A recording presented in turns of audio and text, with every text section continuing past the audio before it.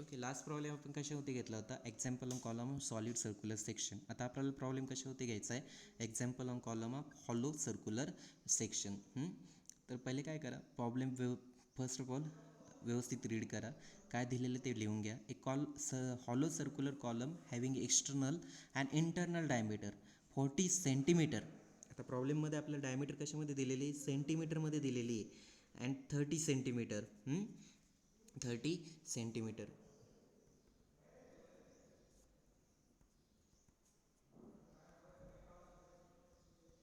External diameter बघा किती दिलेले आहे आपल्याला, 40 सेंटीमीटर. त्याचं कन्व्हर्जन करून घ्यायचं MM-मध्ये.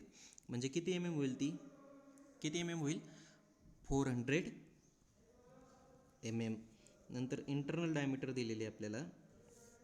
इथं कॅपिटल D घ्या, इंटर डायमीटर स्मॉल d घ्या. किती ती? 30 सेंटीमीटर. ते किती येईल मग? 300 mm. त्यानंतर काय दिलेलं आपल्याला? Carries a vertical load of 150 kN. म्हणजे एक्स्टर्न लोड दिलेला आहे आपल्याला. किती तो? 150 kN. Means 150 into 10⁻³ Newton. At the outer edge of the column. At the outer edge of the column means eccentricity is given. eccentricity E is equal to capital D/2. Then calculate maximum and minimum intensity of stresses in the section. Means to find out, काय करायचं आपल्याला? Find out sigma max and sigma minimum. लक्षात ठेवा, sigma max is equal to काय असतं? Sigma O plus sigma B. आणि sigma minimum is equal to काय असतं? Sigma O minus sigma B. म्हणजे आपल्याला ह्या दोन टर्म कॅल्क्युलेट करून घ्याव्या लागतील. दोन टर्म कशा कॅल्क्युलेट करणार? तर सिग्मा O काय असतो? P/A. आणि सिग्मा B काय असतो? M/Z. Z काय असतो? I/Y. आणि Y काय असतो? Y is equal to outer edge of the column. Load कुठे ॲक्ट होतो आहे? Outer edge of the column. म्हणजे Y काय येणार आहे? Capital D/2. एवढेच फॉर्म्युला आपल्याला लागणार आहे. एवढेच फॉर्म्युला आपल्याला काय करावं लागणार आहे. तर मी तर हॉलो सेक्शन काढून घेतो.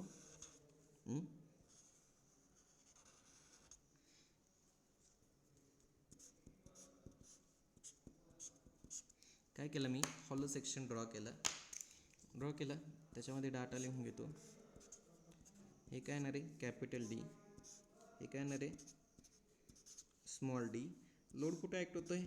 Outer age P. म्हणजे हे जे डिस्टन्स येणार आहे ते काय येणार आहे? E. हे जे डिस्टन्स येणार आहे तेच काय येणार आहे? Y. मग सिम्पल एक टर्म कॅल्क्युलेट करून घ्या. सिग्मा O कॅल्क्युलेट करण्यासाठी काय लागतं आपल्याला? AP लोड दिलेला आहे, एरिया लागेल. मग फर्स्ट स्टेप काय कॅल्क्युलेट करून घ्या?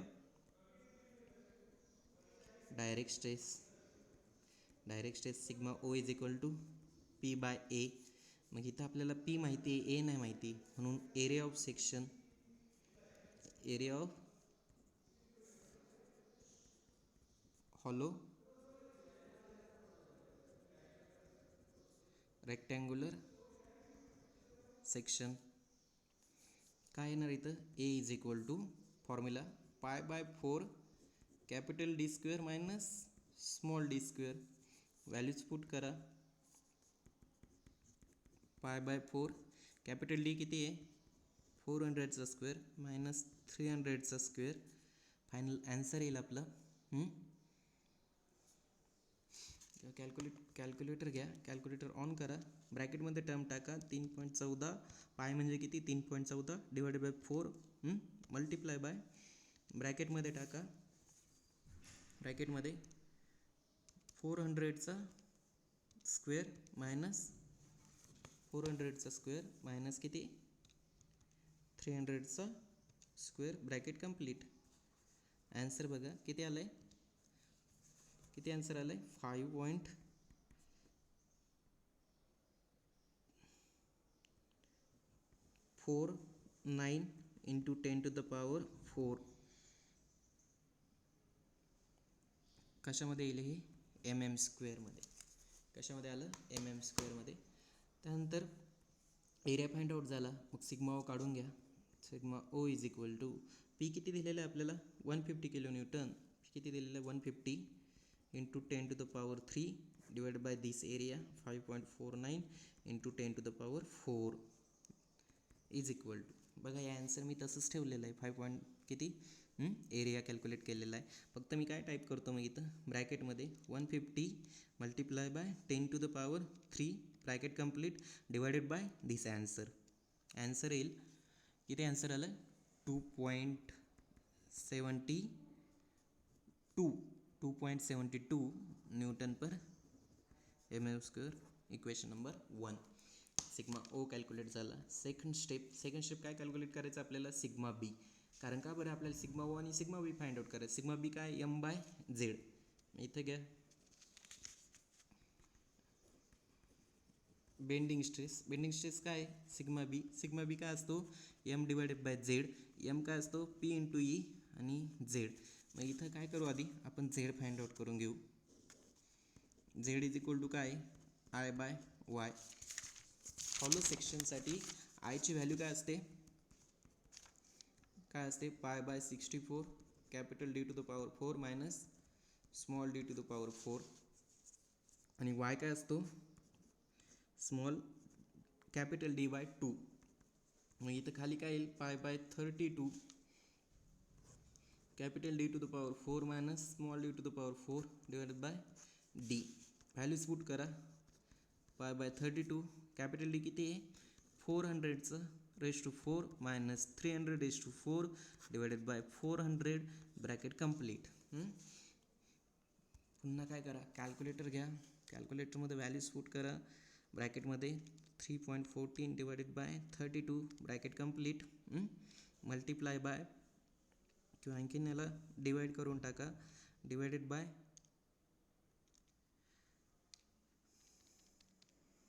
ही टर्म घ्या आधी मल्टिप्लाय बाय ब्रॅकेटमध्ये टाका 400⁴ minus 300⁴ bracket complete. Answer divided by this 400 किती आलं उत्तर 4.29.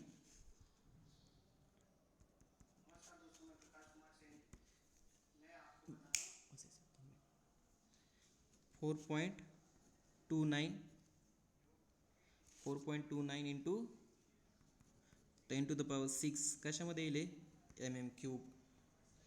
MM³ हे फक्त इथं पुट करा. पी दिलेलं आहे आपल्याला. पी किती आहे 150 इंटू 10⁻³ ई पण माहिती. ई म्हणजे काय इथं E capital D/2. Capital D किती आहे 400 म्हणजे इथं किती येईल हे 200. ईची व्हॅल्यू किती येईल 400 डिवाइड बाय 200 mm. 200 mm. नंतर इथं ही व्हॅल्यू फक्त पुट करा. इथं 4.29 इंटू 10⁻⁶. कॅल्क्युलेटर घ्या. एक्सेप्ट करतो मी. इथं फक्त हीच व्हॅल्यू पुट करतो ब्रॅकेटमध्ये 150 multiply by 200 multiply by 10⁻³ bracket complete. फक्त काय करतो मग इथं डिवाइड बाय दिस आन्सर. पुन्हा टाईप करतो का नाही. किती आलं उत्तर 6.98. आन्सर आलेलं आहे 6.98 newton per MM². Third step काय कॅल्क्युलेट करायचं आपल्याला sigma max is equal to sigma O plus sigma B 2.72 plus 6.98 कॅल्सी घ्या. आन्सर प्लस 2.90 किती 72 किती आलं उत्तर 9.70 newton per MM². Positive value म्हणून स्ट्रेस कसं येणार आहे स्ट्रेस कॉम्प्रेसिव्ह. त्यानंतर सिग्मा मिनिमम फाइंड आउट करा. Sigma O minus sigma B means 2.72 minus 6.98. 2.72 minus 6.98 minus 4.29 26 newton per M M square. Minus value म्हणजे इथं कसं येणार स्ट्रेस टेन्साईल. टेन्साईल हे झालं फायनल ॲन्सर. याच्यामध्ये तुम्हाला जर स्ट्रेस डिस्ट्रिब्युशन डायग्राम फाइंड काढायची असेल तर काय करा, सिम्पल फक्त याला एक्सटेन्शन घ्या. एक्सटेन्शन घेतल्यानंतर तिथं लाईन ड्रॉ करून घ्या.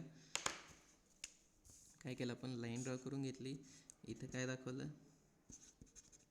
सिग्मा मॅक्स वरती काय येईल सिग्मा मिनिमम, इथं निगेटिव्ह, इथं पॉझिटिव्ह.